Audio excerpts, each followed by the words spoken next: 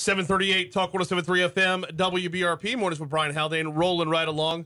Metro Councilwoman Laurie White-Adams in studio with us. Laurie, welcome back. How are you? I'm great, Brian. Thanks for having me. No, glad to have you back on. And we were talking during the break. Every once in a while, I'll ask myself, am I beating this topic into the ground? Yeah. And I don't feel like I am. We're talking about the stormwater utility fee and the stormwater utility district that goes along with the topic. And that's kind of how the story is advancing for this morning. Sure. But before we get into that, I want to walk through where we're at right now, what we're looking at for tomorrow night, and what is still possible versus impossible versus what would take a, Sure. Auburn versus Alabama kick six to get it through. Sure. Absolutely. The stormwater utility fee is still on your agenda tomorrow night. Absolutely. So no one, once an item is introduced by the council and voted onto the agenda, there's nobody who has the ability to remove that from the agenda. So it's still there, just, as it should be, because the Metro Council introduced it. So I think, it'll come up tomorrow night. I've been telling people, it's going to have a public hearing. Yeah. Because every item that comes before the council has to have a public hearing. And then there, 4 options: approve, deny, delete, or defer. Right. So, yeah, I know. I think you'll see delete or deny. That's, if I had to guess, you'll see one of those. We had Metro Councilwoman Jen Rocca on yesterday. And honestly, even if you could take it off, it would be a bad look right now. Oh, absolutely. As far as the level of how things have transpired, the lack of overall transparency with the misdirection of what was the illusion of transparency. Right. To not give people their say. And yeah, it's going to turn into a bitch session. Absolutely. Sure, There's no way around that. Sure. But you kind of have to sit through it. Right. No, I mean, that's why you have public hearings. I mean, the public input is important, and it needs to be received. And there are people who are upset and have questions and have things they want to say. And so, we'll certainly, be there to hear and receive all of that, as we should as the elected representatives. Yeah. Now, you want to take it a step further, which I was reading this story, and I'm intrigued by the story because there's multiple questions on this. You want to remove the stormwater utility district that was already established. Yeah, so my concern is, and I had this put on the agenda as an emergency item tomorrow. Now, here's the kicker. If one person objects to introducing it as an emergency item, it will not be heard. Okay. I hope that my colleagues will choose to allow it to be heard, because we're going to have a lot of people, I think, downtown tomorrow afternoon at 4 o'clock who are there specifically to talk about this issue. And so I think that we need to talk about the creation of this stormwater utility district with the public who is there and engaged. My concern is that during the original hearing on this item, which I think was September 14th, Mr. Hill used the word gag order. We had been told previously there was an NDA. When he said a gag order, that to me is a very different thing, and meant I all of a sudden I had a very different picture in my mind. NDA means negotiations are happening between agencies. Gag order means that a judge is involved. And I was assuming at this point, okay, we're in front of a federal judge. The federal judge has issued a gag order. We're having to report to the court. This is, in my mind, that ramped things up. Then we called out the parish attorney. He did confirm Mr. Hill's assertion that there was a gag order. So now our attorney, the city's attorney, is telling me there's a gag order. So that to me is a material misrepresentation. And people voted with that in their mind, or at least I voted with that in my mind, which makes this not transparent. Was there a gag order? There was not a gag order. No. That's kind of an important detail right there. I mean, that is a game changer, to be sure. It's a very important detail to me. And we talk about the level of mistrust right now. That's when you try to strong arm somebody and force their hand, which is how this felt from the start. Right. It was do this now or things are going to get infinitely worse. That's how I received the information I was given. So my concern is that if this utility district remains in place, there will always be a cloud over it. Right. In my mind, and maybe this is naive, I don't know, but I think it's best, we have to wipe the slate clean and start over with education of our public and a public conversation about what a stormwater utility district is, why we would need it, what's going on with our MS4 permitting. What all do we have to do? Right. Okay. So what it is and what its function would be is probably going to look different if you were to wipe this one clean and start over again. Because as I understand it, there's been a lot of different little items within this thing that has a lot more to do with than just stormwater and pollution. We are all still working, I think, to understand exactly. And look, this is complicated. I've spent a lot of time talking to a lot of people and reading a lot of material, trying to figure out which parts are all about the Clean Water Act, which part are about maintaining our stormwater sewer system, which part is about preventing flooding, which part is about litter abatement. It doesn't seem like it should be a complex issue, but it is. It's a complex issue. No, it is. And if I'm not mistaken, we'll even get into areas like eminent domain and things like that, which it could. Now you've got a whole other bag of worms. That's right. So it's just too important to have a cloud hanging over it.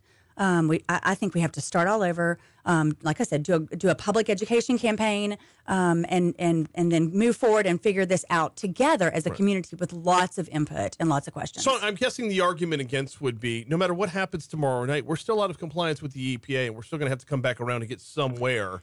So why would you undo one of the steps, even if it was under false pretenses? Why would you undo one of the steps that would get us towards being back in compliance with the EPA? I would tell you the information that I'm working on at this moment is that we don't have to have this utility district to work to get into compliance. Interesting. And now maybe that's not right. I'm talking and listening and trusting, and I'm verifying. Right. I mean, so that's the latest information I have. But I certainly need to spend some more time digging into that and making sure that is absolutely accurate. Another part of this is just the raw numbers. To go from a $9 million budget to it was reported at 36, it was reported at 40. Right. No matter which of those two you choose, you're more than quadrupling the budget. That's right. Is there going to be an effort to find current money before hitting us up again? Oh, the taxpayers. Certainly. I mean, that's certainly my intention. How do we? And I think I've said that. You know, how do we figure out how to correctly apportion the monies that we have or reapportion? I mean, priorities change. Yeah. But just like a family's got a budget and priorities change, priorities change for government entities, and we need to rebudget and relook at things. Would reestablishing another district make it easier to set up dedicated funding towards this, even if it means taking dedicated funding away from another dedicated fund, undedicating and then rededicating? Would having a district do that? Maybe. Okay. I don't think it really right now. I don't think it really makes that big a difference. Okay. I think the public conversation about our stormwater is more the most important thing, and then we can see if that leads to a district. But right now, I think we have everything we need to start heading in the right direction, and we just need to start those hard conversations about how to make that happen. So as far as tomorrow night is concerned, there's going to be a lot of complaining. There's going to be a lot of pushback from the public, pushback over something that is pretty much dead and buried, although as long as it's on that agenda. Right. People are nervous. Brian. No, it's out there now. The genie is out of the bottle. But so that aside, that part of it aside, are we done for now with the fallout, with what's still to come from the things we didn't know about? I mean, or are we expecting more? I'm not asking you for details about what that more would be. Sure. And I think I've been really clear about this. I'm digging in. I'm trying to understand how we got to this place, how this happened, for multiple reasons. One reason is I don't want this to happen again. Oh, yeah. One of my questions to the parish attorney yesterday was, is there anything else out there that I need to know about? Are there any other federal actions that are out there? Are we in conversations with any other federal agencies that I need to be made aware of? So that's a big concern to me. Do I think you're going to see, more actions taken by the council or by the mayor? Possibly. I will tell you this. Certainly there's, just human nature is to want to rush and just, fix everything and try to understand everything as quickly as possible. I think we got ourselves into trouble, right? Absolutely, yes. Allowing this all to move too quickly, and being told that we needed to move this quickly. So right now, I think we need to take our time, dig in, get to the bottom of what all happened, where the missteps were, figure out how we move forward, and prevent these missteps in the future. And if others need to be held accountable for what took place, then I would assume my colleagues and I will hold people accountable. 2 minutes to go with Councilwoman Laurie White Adams, and we always appreciate your time. Thank you for coming in this morning. Your name was one of the council members that was on a public records request. Yes. Seeking information about text messages, phone calls, call logs, emails, everything. Yes. I believe the due date on that was close of business today. Yes. Are we anywhere there? I don't think so. So the response to that, and look, I mean, in all fairness, that's a substantial, of course, that's a substantial records request. There are a few pieces of it that I think could pretty easily be produced by close of business today. One would be all copies of all the signed NDAs, right? Yeah. That should be pretty easy to produce. We were informed by email by the parish attorney's office that the council has no special privileges when it comes to public records requests, that we are in line with everybody else, and we will be taken in the order in which we were received. I'll be honest with you, I was a little frustrated with that because in my role as a councilwoman, I am not Laurie Adams, the 52-year-old woman with a husband and 2 kids. I am Councilwoman Laurie White Adams, and I represent 38,000 people who expect for me to get to the bottom of this, to have transparency, to do my due diligence in the role that they elected me to be. So I was a little offended to be told that my request was just an average public request. So whoever has the request ahead of us, if you get the information, would you please call me and share that with me? Thank you. She is Councilwoman Laurie White Adams. We're not done with this by any stretch of the imagination, but we do have to take a break right now. Thank you so much for coming in. I appreciate it. Thank you, Brian. Going to check your money now. After your money now and a quick check of traffic, we're stepping outside of East Baton Rouge Parish for the Outside In coming your way next. I mean, you're going to lie to me? You're going to lie to me and then tell me to get in line? No. Hey, yesterday, Jen said more people need to resign. Yeah. I mean, y'all are pissed, and you should be pissed. And don't let off of that by any stretch of the imagination. Like, yeah. all good. That was awesome.